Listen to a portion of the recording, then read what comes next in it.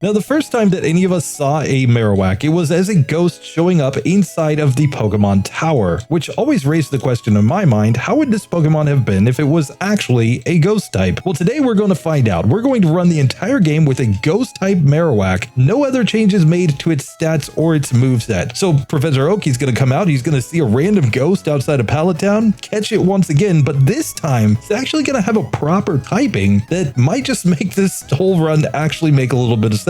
And on one hand, it seems like the ghost type should massively help out our Pokemon. We're no longer going to have crazy type weaknesses against grass and water and ice, and we're going to have the ability to be completely immune to normal and fighting type moves. But will it be enough? Let's go ahead and find out. So first things first, let's fight against our rival. This guy, he's going to lead off with his Eevee, but of course his Eevee can literally do nothing to us because it only knows tackle. And this means that Ghost Marowak is absolutely a beast in the first fight. So just like that, we get to level 6 and we can progress in the game. So of course, Marowak is as middle of the road as it comes when it comes to base stats. We have a 345 base stat total that ties this Pokemon with a first stage evolution like Ponyta, and the distribution is just terrible. Outside of good attack and good defense, our special, speed, HP, and critical hit chance are all pretty bad for Generation 1, and we're in the medium fast level up group. The other disadvantage of being a ghost type is that we don't have any same type attack moves. We will get enough coverage with moves like Ice Beam, Bubble Beam, we can learn Earthquake, Fissure, and Dig, and we'll have even Fire Blast for the late game, but it's questionable if this moveset will be enough to beat the game, even when most opponents can't do crazy amounts of damage to us. But that means that as we make our way through this challenge, we're simply going to do our best to beat the game on as close to minimum battles as possible, but if minimum battles turns out to be impossible at any point, we will simply start taking optional battles to see exactly at what level we can beat the game. When we do grind levels, we will grind to levels that end in 0, 3, 5, or 8 to take advantage of damage rounding thresholds, and otherwise we're just going to try to beat the game as quick as we can with this one. Now of course this Caterpie is typically a nightmare to get through since Bone Club does literally no damage to it, but fortunately because this Pokemon can't actually damage us, we can simply set up all of the tail whips and now use Bone Club and do massive damage to knock it out. And now we're ready to move on to Brock's gym, which should be the single easiest fight in the game given that neither of his Pokemon can damage us and Bone Club is super effective.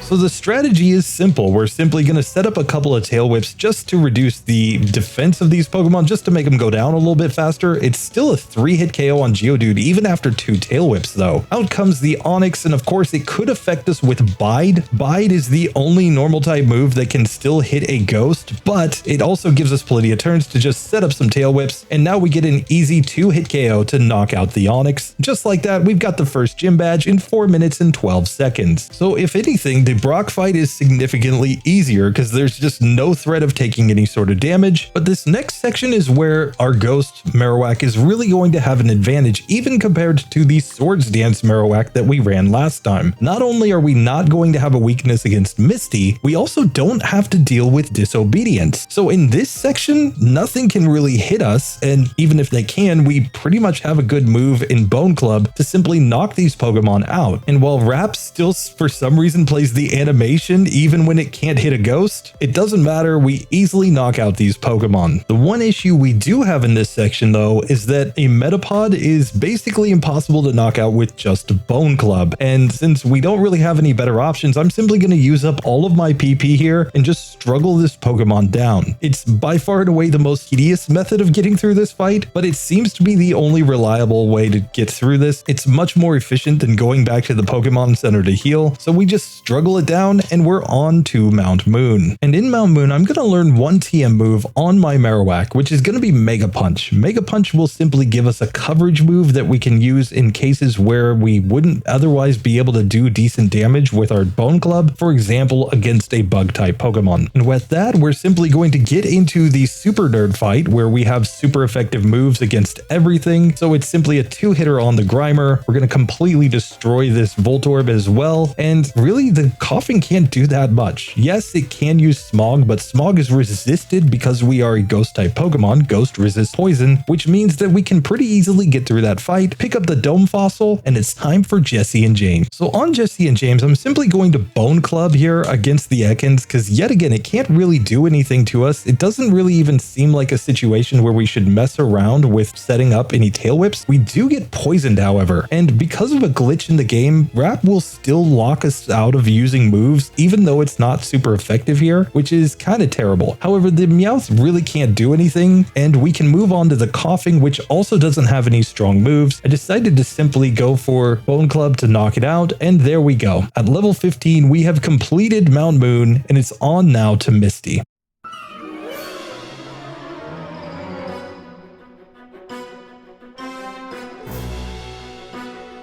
So your first thought might be that we should just come in and fight Misty immediately since we no longer have a weakness to the water type. The problem is, as a ghost type, she's only going to use water type moves against us because she has smart AI. Her AI tells her that she can't hit us with a normal type move like Tackle, so she's just going to spam those water moves anyway. And because our Ghost Marowak doesn't have great special, this actually turns out to be an impossible fight at our current level. So instead, we need to go ahead and fight against rival number 2, where yes, he's going to lead off with a flying type. That's exactly the reason why we need to have Mega Punch here, but this should be possible at our current level. So in our first attempt, we're simply going to Mega Punch on the Spearow. It turns out to be a 3-hit KO, but fortunately, Fury Attack can't hit us. Out comes the Sandshrew. We're simply going to continue to spam moves like Mega Punch here. We're hoping not to get too many sand attacks. Fortunately, it misses and we get through. And with that, we actually have a guaranteed win because the rest of these Pokemon only use normal type moves, which means they cannot affect our Ghost Marowak. While the Eevee does use an awful lot of growls, which is pretty tedious, we managed to knock him out easily on the first attempt. And with that, we can simply make our way across the Nugget Bridge. At this point, we're over leveled compared to everything. It's true in every solo run, which means that we should have a pretty easy time getting through all of these trainers. And here against the youngster on the Nugget Bridge, we actually level up and learn Headbutt, which is a pretty good move to use as well, since if we can't outspeed things, we'll be able to flinch them. So technically Bone Club and Headbutt can flinch our opponent. The problem is that we don't outspeed much, so really we mostly want to just use whichever move will do the most damage, but that 100 base accuracy on Headbutt is a pretty big improvement over Mega Punch. Now, one thing I never knew as a kid was the fact that Bug is actually resisted by Ghosts. I always thought it was neutrally effective at least, because when you used a Bug type move on a Gengar, for example, you would get the super effective text, but it's just a glitch in the game. It just looks at the fact that Bug is super effective against poison and says the move was super effective, not counting the fact that Bug is actually resisted by ghost type Pokemon. And after an easy victory against the Oddish Last, since we're no longer weak to grass type moves, we simply make our way to Bill's house where we can save him from his experiments. We're also going to just check his PC while he's here and see what he's been looking at on the internet. Gotta think for those evolutions. Like, is this where your guys' obsession with Eevee came from? Were you checking Bill's PC back in the day? But with that done, let's go ahead and now make our way to the Innocent Bystander. This is still an important fight because while he really can't damage us with anything, we have no weaknesses here. We need to get access to that Dig TM. Dig is going to massively boost our damage output because it is much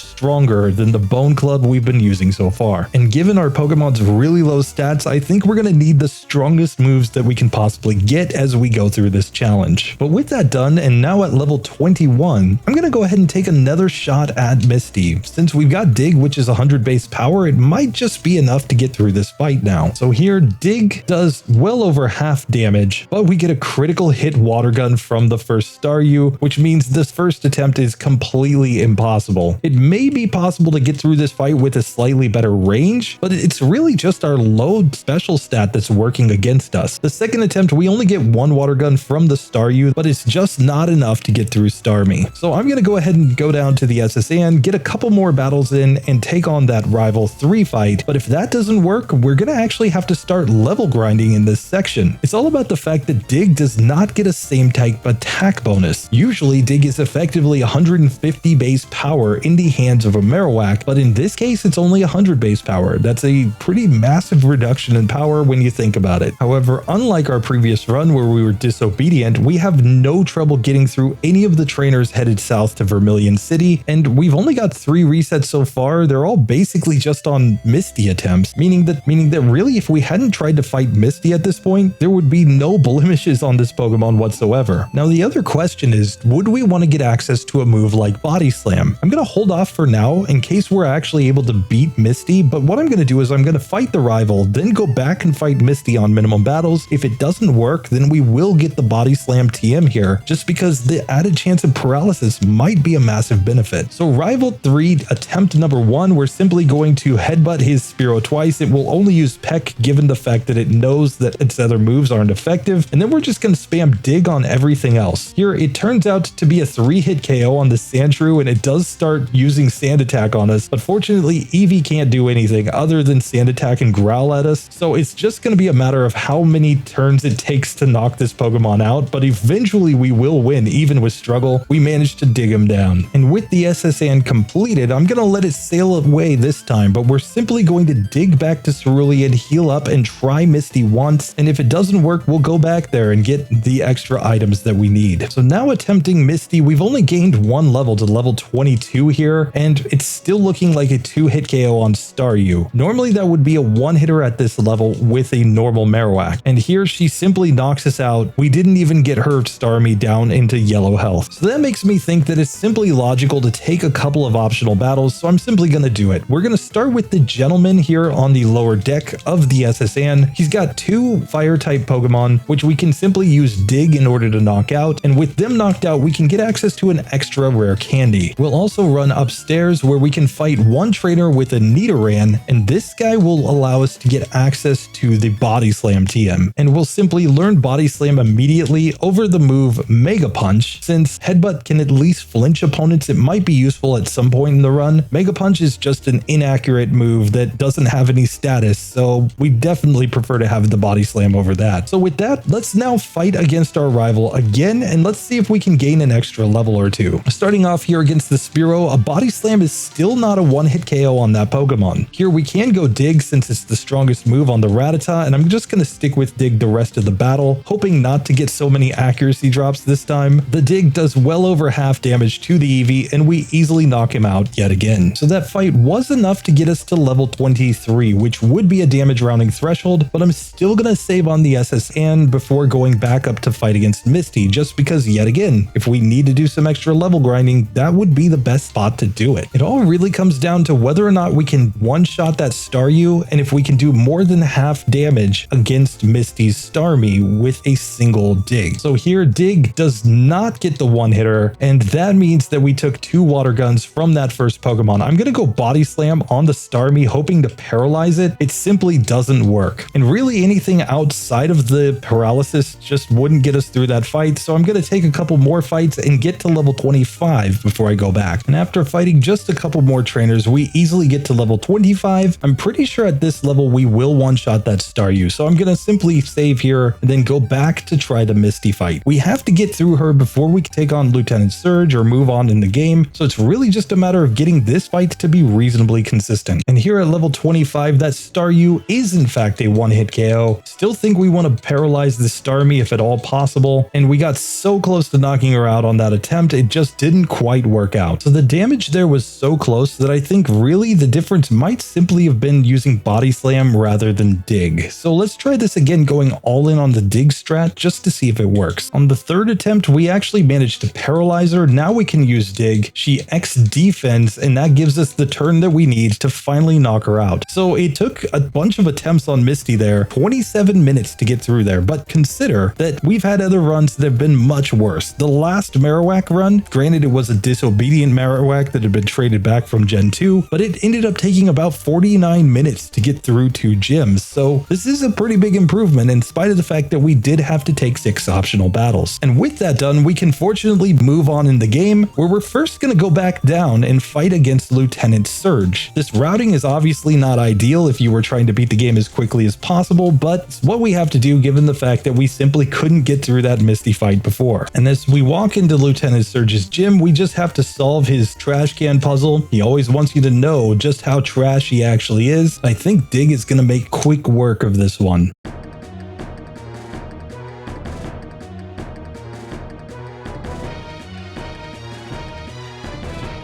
So here all I think we really do is just use dig. He growled at me turn 1, which did lower my attack, but then he tried to Mega Punch me, and we get an easy 2-hit victory there, beating Lieutenant Surge in 28 minutes and 34 seconds. And with Lieutenant Surge grounded by a non-ground type Marowak, we can simply come here, pick up our Squirtle, and it's time to progress in the game. And in the Rock Tunnel, our lack of weaknesses to anything makes all of these fights incredibly easy. Last time we struggled even a little bit on some of these grass trainers, but here Body Slam plus Dig is more than enough to simply wreck everything. And with that, we're ready to move on to Celadon City, where it might just be time for Ghosty Mama to get her revenge against Erica. However, before we get into this fight, I am going to learn one TM move here, which is Ice Beam. Ice Beam, in spite of our very low special stat, is super effective against these Pokemon in this next gym, and we have the chance to fish for a freeze in the worst case scenario in order to progress in the game. And since in our last run with a Marowak, the entire strategy revolved around getting a lucky freeze, I think this is our best strategy. Now, of course, we could get extra levels by going into the Rocket Game Corner or even going to the Pokemon Tower first, but before I take any other battles, I'm just going to try Erica one time at my current level just to see how this fight actually goes.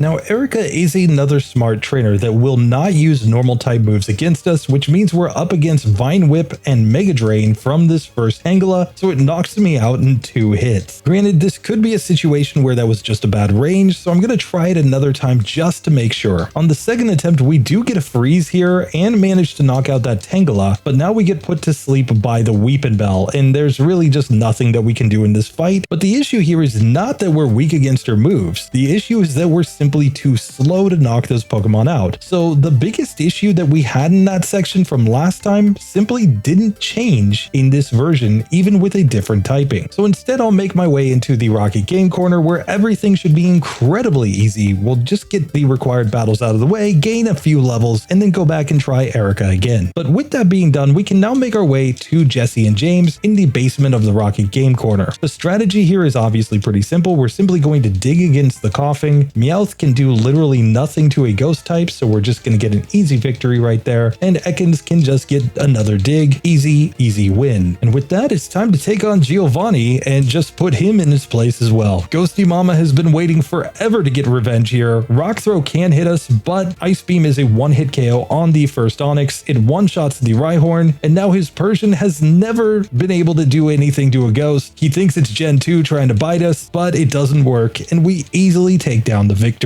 And with a few more levels under our belt, I'm going to go ahead and try the fight against Erica again. If it doesn't work out, we can always go take on Rival 4 and the Pokemon Tower. So this time we're taking less than half damage from a move like Vine Whip, which makes me more confident that we can actually get through this fight. It may even be that the best strategy is to go for the paralysis first, just for the chance to get an extra hit in, but Weepin' Bell paralyzes us and we lose. So no matter how you look at it, this fight is certainly at least not consistent enough to keep trying to grind and reset. Like, yes, she could miss a Razor Leaf, she could miss a Stun Spore, but it's not going to happen often enough to make this one reasonable. So instead, let's go ahead and go to the Pokemon Tower, where we can fight against our rival, and this one should be significantly easier. Starting off against this Fearow, it can't really do anything to us other than Mirror Move, and we're not weak to any of our own moves, so we easily knock it out. We can dig against the Magnemite, easy 1-hit KO. Now I'm just going to simply spam Body Slam on the Shelder. Against the Sandshrew, we can Ice Beam and 1-hit KO it. And finally, against the Eevee, I'm just going to spam Body Slam and get the easy victory. So with Rival 4 easily out of the way, it's time to just progress through this section where these Ghastlies really don't scare us that much. We are weak against Lick, and they can confuse us, but Dig should just one-shot these Pokemon every single time, meaning that even the Agatha Jr. trainer is basically a joke. So in spite of the fact that Lick is super effective, it turns out that Ghost Bone, Ghosty Mama herself, is the actual best ghost in this section of the game. But now it's time to come up against the real Ghosty Mama, coming in here with a ground-type Marowak. In spite of the fact that it showed up as a ghost, we're simply going to Ice Beam twice and get the easy victory. And now for Jesse and James, they're going to be an absolute cakewalk, so let's just destroy them and then get back on our path to destroying Kanto with our Ghost Marowak. Now in Silph Co, there is one required trainer with an Arbok, and we can see that Dig is not not one-shotting this Pokemon, so it actually takes 2 hits to get through that, but we might just have a chance against our rival given the fact that we have no type weaknesses in this one. In Generation 1, whenever you don't have a type weakness, the opponent basically just randomizes their moves. They're not smart enough to use debuffs turn 1 or to status you turn 2 or things like that. They're simply just going to roll the dice every single turn and hit you with whatever they decide to pull up. So I decided let's just take one attempt here. Let's just see if we can get through this fight at our current level. So here against the Sandslash, I'm simply going to use the Ice Beam. It turns out to be a 2-hit KO, though we did take a single sand attack here. Now against the Cloyster, I decided to go Body Slam just because of the fact that maybe, just maybe, we could do enough damage or get a paralysis. It just doesn't work out with all of our misses. Let's try one more time just in case it was about accuracy luck there. On the second attempt, we yet again get a single stand attack though. He could just use Slash and Swift and do nothing to us, but instead he's just deciding to use the best possible moves, but we're still getting 2-shot by Aurora Beam. So this fight is clearly at least not reasonable at this point. We may as well simply go and take on some other trainers. So instead we're making our way into Koga's gym where there are a couple jugglers with all psychic type Pokemon. We don't have any weaknesses here and at least Body Slam should do decent damage in these fights. We can however be poisoned, so of course with enough poison and enough psychic type attacks we could get knocked out here, but I think it's reasonably likely that we just win all of these fights pretty easily. And with those trainers down we get to level 35. I'm not sure if this level is going to be sufficient to beat Koga or not, but I figure I'll just take one attempt while I'm already in the gym.